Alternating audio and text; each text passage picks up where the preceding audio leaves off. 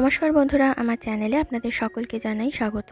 পটলের অনেক রকম রেসিপি আপনারা হয়তো ট্রাই করেছেন, তবে একবার একদম নিরামিষভাবে এই দই পটলের রেসিপিটা করে দেখতে পারেন।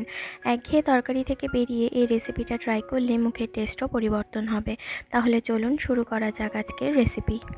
প্রথমেই একটা মিক্সি জারে 4টে কাঁচা লঙ্কা, 4 থেকে 5টা ছোট করে কাটা আদার টুকরো আর 3 চামচ গোটা জিরে সামান্য জল দিয়ে বেটে নেব। আদা, জিরে, কাঁচা লঙ্কা ভালোভাবে বেটে নিয়েছি। এবার 10 থেকে 15টা কাজুও সামান্য জল দিয়ে পেস্ট করে নিচ্ছি।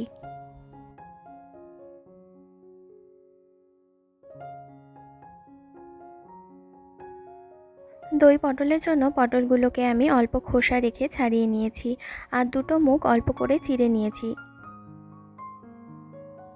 এবার এই সবগুলো পটলকে হলুদ আর নুন দিয়ে হালকা করে ভেজে রাখবো।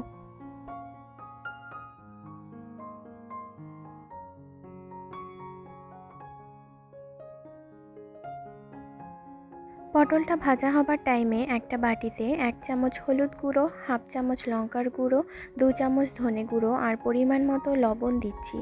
অল্প অল্প করে এর মধ্যে জল দিয়ে মশলাটা এবার গুলিয়ে রেডি করে রাখবো।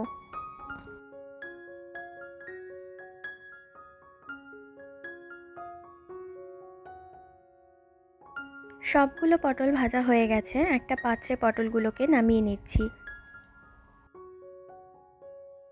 এবার ওই একই কড়াইয়ে আরও খানিকটা তেল দিয়ে ফোড়নের জন্য দিচ্ছি 2টো দারচিনি, 2টো এলাচ আর সামান্য কালো জিরে।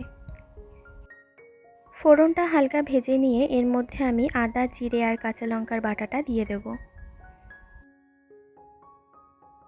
এটাকে এবার 1-2 মিনিট মিডিয়াম আঁচে ভেজে নিয়ে রেডি করে রাখা গুঁড়ো মশলাটা এর মধ্যে দিয়ে দেব।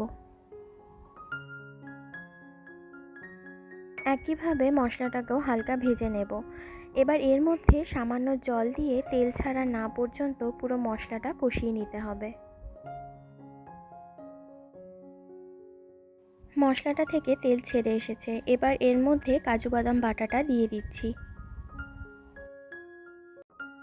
কাজু বাদাম বাটাটা মশলাটার সাথে হালকা নাড়াচাড়া করে নিয়ে এর মধ্যে ভেজে রাখা পটলগুলো দিয়ে দেব।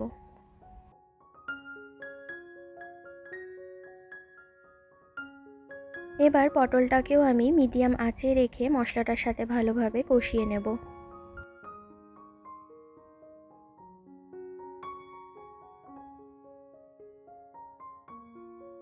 পটলটা কষে ড্রাই হয়ে আসার পর এবার এর মধ্যে অ্যাড করছি 4 টেবিল চামচ ফেটিয়ে রাখা টক দই। আরও 2 থেকে 3 মিনিট মিডিয়াম আঁচে রেখে এটাকে আমি কষিয়ে নেব।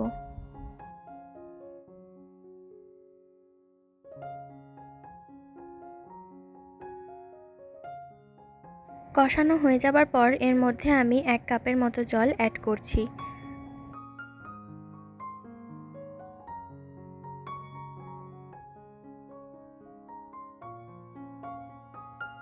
ঝোলটা ফুটে এসছে, দই পটলটা একদম গা মাখা ঝোল রেখেই নামাবো। নামানোর আগে এবার এর মধ্যে সামান্য ঘি দিচ্ছি।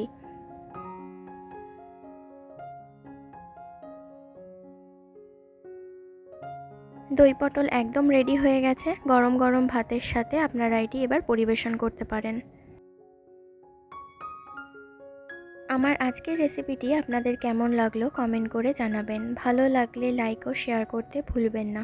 আপনারা আর কী ধরনের রান্না দেখতে চান কমেন্টের মাধ্যমে আমাকে জানাতে পারেন। রেসিপিগুলো ভালো লাগলে আমার চ্যানেলটি সাবস্ক্রাইব করার অনুরোধ রইল। ধন্যবাদ।